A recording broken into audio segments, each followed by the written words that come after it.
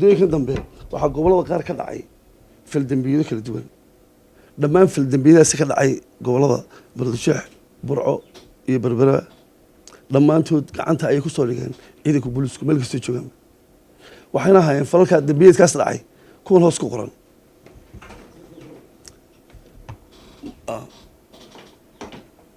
sorry Muqdisho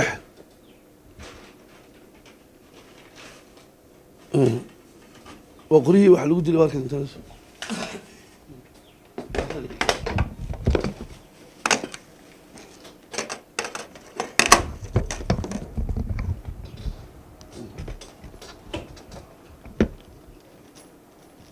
فراس هي تقصوا بحين هو كمال الجح عاصمة هرقيسة حافظنا لا إيش بوربي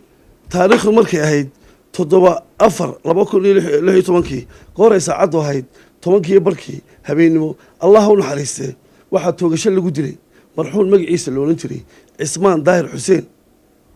إلى ظاهر مسلم كنت جرأة ننقرع صلاة أيها ومهردكو هيستي حافتاسي isagoo meheradi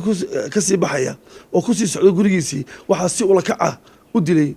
gacan ku dhigile Mawlid Abdi Faarax oo loo yaqaan Dayb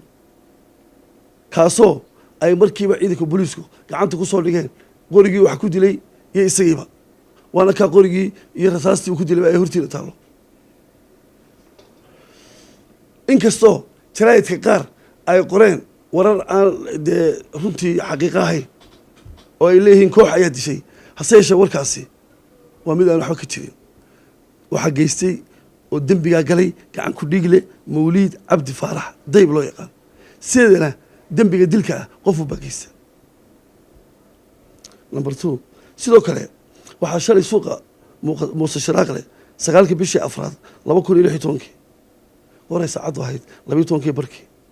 waxaa toor lagu dilay marxuum loo jiray Maxamed Daahir Iimaan sodon jir ah waxaana toorey la dhacay gacan ku dhiigle Abdi Fataax Aadan Maxamed oo isna sodon jir ah isla markii uu dambigaasi dhacay ay ciidanka booliisku goobta tageen waxay gacanta ku soo dhigeen eedeysanii gacan ku dhiiglihii dambiga galay iyo tooreedii wax ku dilayba sidoo kale wuxuu gacan ku dhiigluhu dhaawac u geystay dhibane Hanad Xuseen Faarax 19 jir ah kaasoo uu naaska bidixda hoostiisa toore kaga dhuftay isagana wuxuu yaalaa custarka gudaha Hargeysa number 3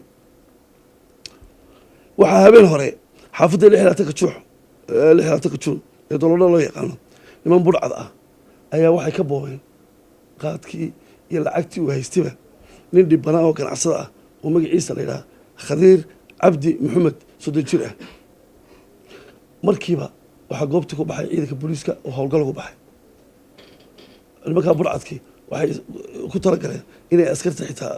howlgalkaas sameysay ay qoriyaha ka qaataan askariga khasadii u kala baxay